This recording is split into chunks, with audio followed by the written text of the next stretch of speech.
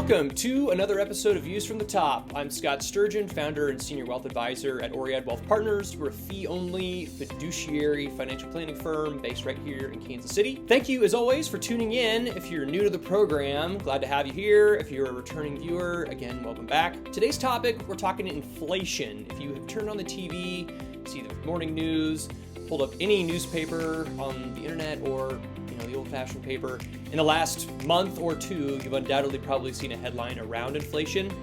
It's definitely been a hot-button issue, and I guess rightfully so. When we look back over the last decade or so, inflation has kind of been a snoozer topic. No one really thinking about it very much, admittedly, or talking about it. And really the reason for that is just it hasn't been an issue. It's hovered around 2% since the Great Recession in 2008 and 2009. If you think about if you had a dollar candy bar and it went up the price of it went up 2% to $1.02, I'm probably still going to buy that candy bar. Probably not going to prevent me from doing that. So why the issue now? Why the concern? Well, I think there's a variety of issues. I think number one, that are feeding into inflation, and number two, kind of why it's causing concern. And just to back up a little bit, for defining what exactly inflation is, in very simple terms, it's what we call a loss of purchasing power. And the very easy way to think about that is your dollar does not go as far today as it did a year ago, or 10 years ago, or 50 years ago.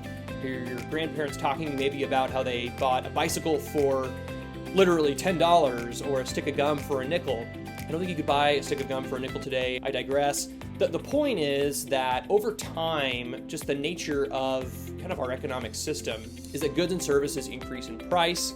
And as a result of that, our dollar does not go as far as it used to. So when I mentioned historically, inflation has averaged around 2%, maybe 2 or 3% over the long term. We're talking over maybe almost 100 years. Really in the last year, what recently came out from the Department of Labor is that inflation has averaged around 7.5% in the last year, which is relatively historically high. Really, there's, I think, somewhat of a cause for concern. I think it's something to be mindful of moving forward. There's a lot of discussion as to how long this kind of period of what we relatively higher inflation will last. I don't think anyone really knows. I think there's a lot of speculation around it. Certainly the end of the year kind of seems to be the idea, as a lot of the issues that are what are causing the current inflation hopefully iron out. Kind of leads to a good segue. What is causing this inflation that we're seeing right now? Why is it up kind of over the last year or so? I think there's really a variety of different factors, but there are four big ones that I point to as kind of being why we were in this position. The first issue, I think, definitely has to do with what has kind of been a snowball effect of the last couple of years. During the early days of the pandemic, you'll probably recall that we had federal stimulus payments going out across the country. And as a result of that, a lot of people actually ended up with record savings in cash like they really had never seen before. But I think kind of the second factor that arose from that is an increased amount of spending and in tandem with that, an increased amount of debt that we've seen among consumers. And really the combined factor of those two is just a large demand for a lot of goods and services that people, frankly, just kind of had a pent-up demand for over the last couple of years. On the demand side of things, more money in the system, more debt in the system. So on the supply side, certainly, there's kind of, I think, a confluence of two factors.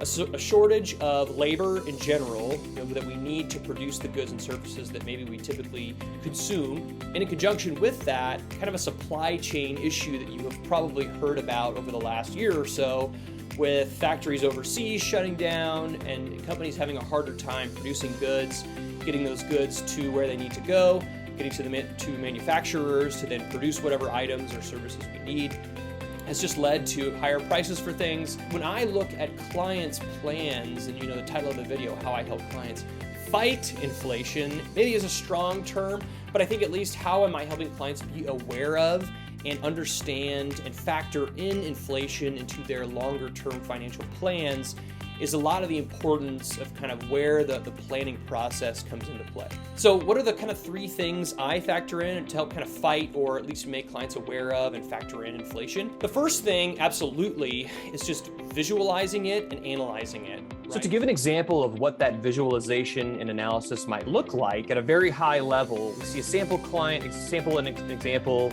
spouses here, and really what we're factoring in is, okay, so hypothetically speaking, projecting out indefinitely over the long term, if inflation were to stay at 7%, for example, unlikely, but certainly something that we could factor in and analyze.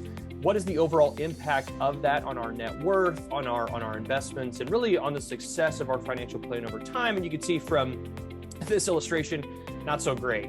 But certainly this is just kind of a point in time with no changes or adjustments to be made. So from a result like this, we might take a step back and say, okay, how do we readjust our portfolios? Do we need to adjust spending? Are there other strategies we can look to or implement over the long term to increase our chance of success? Again, another example is at 5%, maybe, more likely, again, high relative to more recent standards, but certainly looking at the results from that projection, not as much of an issue in our long-term plan. So this is just a very high-level, brief example of a way that visualizing the impact of inflation and really other events like it can be helpful in informing the decisions and strategies that we implement over the long term.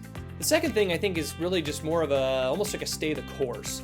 I think when we see maybe market volatility that results from whether it's higher inflation or higher interest rates that may be coming, or geopolitical things that might be happening, there's an easy tendency to say, well, I'll just sit in cash, it's a safe asset, and I don't see my checking account going down unless I'm just spending it. But if I'm saving that cash, then I'm good. And while certainly I completely agree it's important to have a certain amount of cash on hand at any given time, there is a certain limit to where that cash actually becomes a detriment. We just know historically that cash is a very poor asset in its performance, if you will, relative to inflation.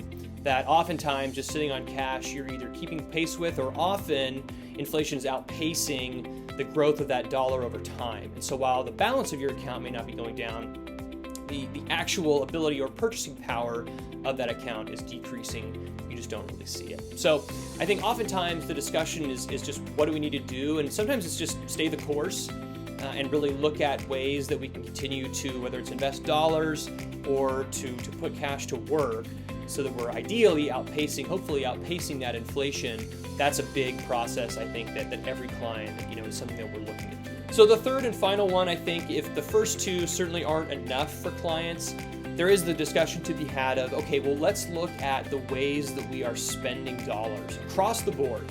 I think fixed expenses are easy ones to look at first. Maybe our mortgage, utilities, maybe we have tuition we want to cover, kind of the fixed items that we know we need to pay for. What are ways that we can try as we can to reduce those? Maybe it's shopping around for insurance policies for our homeowners insurance, car insurance.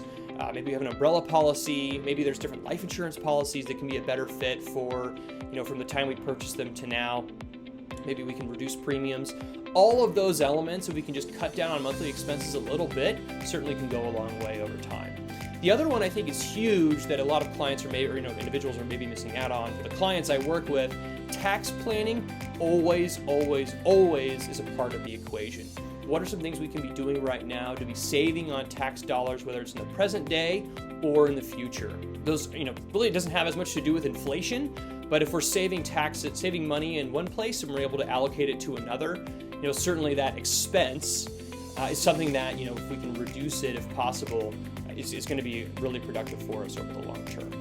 So that is my whirlwind rundown on inflation, i.e. what it is, what are some things to be thinking about here in the near and long term, and how I help clients fight inflation. I use that fight term very loosely. I think a lot of it, again, is just analyzing, contextualizing, making sure we're taking steps to mitigate it where we can, and ultimately just being aware of what the implications of it are. Maybe it's something we need to be concerned about, maybe it's not, but we don't really know that until we take the time to really dig into the details and find out for yourself and for your individual needs what's going to be the best answer and ultimately the best fit.